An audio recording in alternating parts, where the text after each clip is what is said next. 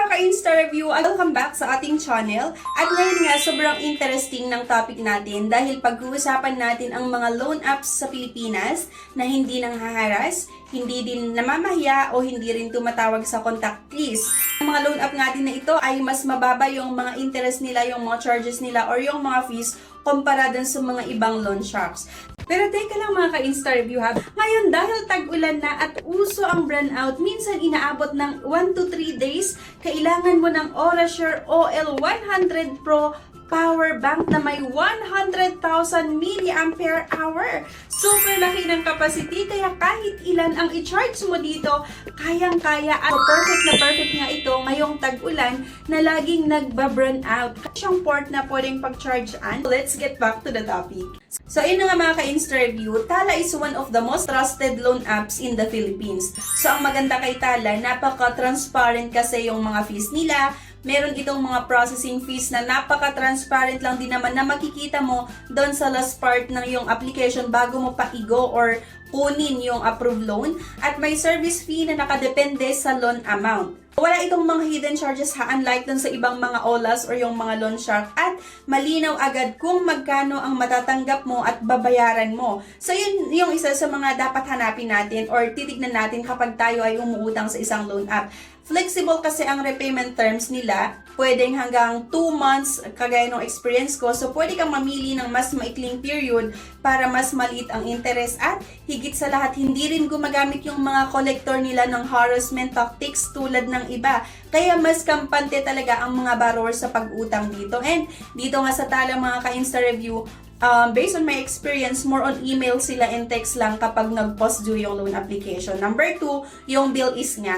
So kung gusto mo naman ng installment shopping at personal loan in one app, magandang option nga itong bill is mga ka-Insta Review. And napakaganda din kasi sobrang legit. Akalain mo artista pa ha, yung nag-endorse nga nitong bill is. At ang interest rate naman nitong bill is ay napakababa din ha. Mas mababa talaga siya kung i-compare nga natin doon sa ibang mga loan apps na may 45 to 50% na charges. Very clear din ang dates at penalties dito sa bill is. Kapag meron kang delay sa bayad, meron itong mga late fees, pero hindi naman sila abusive at hindi rin naman ganun kataas yung late fees ha.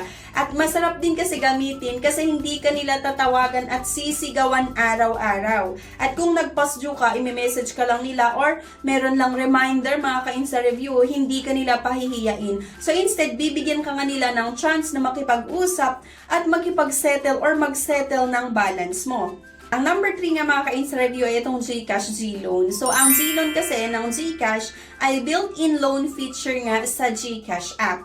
So, ang kagandahan dito, kung mataas ang G-score mo nga sa GCash, mas malaki ang chance mong ma-approve at mas reasonable kasi ang terms din nila. Nag-o-offer itong ng mas mahabang payment terms at pagdating naman sa interest rate nila, mas mababa. So, usually, nasa 1.59% hanggang 6.99% per month. Depende pa rin kasi sa profile mo. Meron itong one-time processing fee, pero nasa 3% lang naman. Hindi siya ganun kataas. Mas safe ito, mas secure, at hindi nga sila nanghaharas. Gaya ng mga illegal or yung mga loan shark na kahit registered sa SEC, pero hindi maganda yung way nila ng paniningil. At number 4 nga, yung One Hand at Salmon.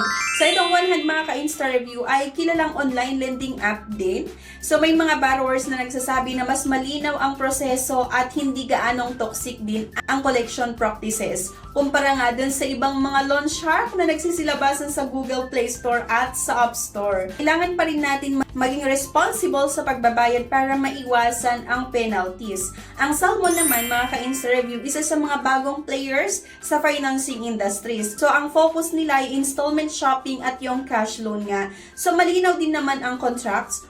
At so far, mas maayos ang approach nila sa borrower. So, hindi rin ito namamahiya or yung tipong ihaharas ka. Hindi sila gumagamit nga ng scare tactics gaya ng ibang mga loan sharks. At ang isa pa mga ka-Insta Review ay itong Kulaku, Pay Later at yung Atomy din. Kung mahilig kayo mga ka-Insta Review sa Buy Now, Pay Later, dalawang sikat din ito ngayon ha.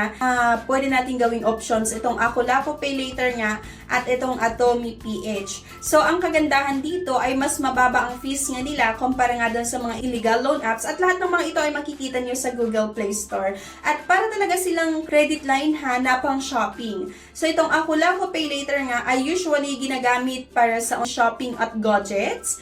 At itong Atomy PH naman, pwede nyo rin gamitin ito sa flexible installment plan para sa mga partner stores nila. Ang advantage ng app na ito ay wala din naman talagang paninira o harassment.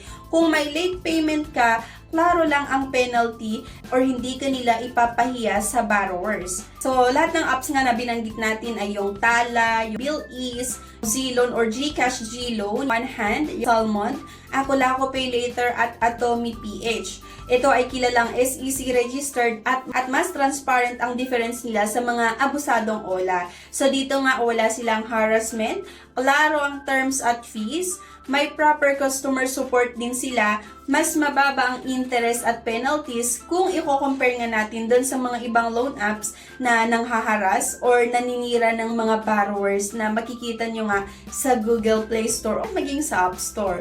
So malaking ginhawa kasi mga ka-interview ang makagamit ng mga maayos at lehitimong platforms ha. Yung tipong alam mo sa sarili mo na walang mangungulit sa'yo or walang tatawag sa mga contact list mo. So yun na nga mga ka-interview, napag-usapan na nga natin ang mga loan apps na hindi nanghaharas, hindi naninira, at mas malinaw yung mga fees. So quick recap lang tayo ha. Yung Tala loan app ay meron itong transparent fees, napaka-flexible yung payment. Number 2 naman yung BillEase, meron itong installment loan, at chill lang din naman yung collection. Yung GCash Gloan naman, safe and secure via GCash app.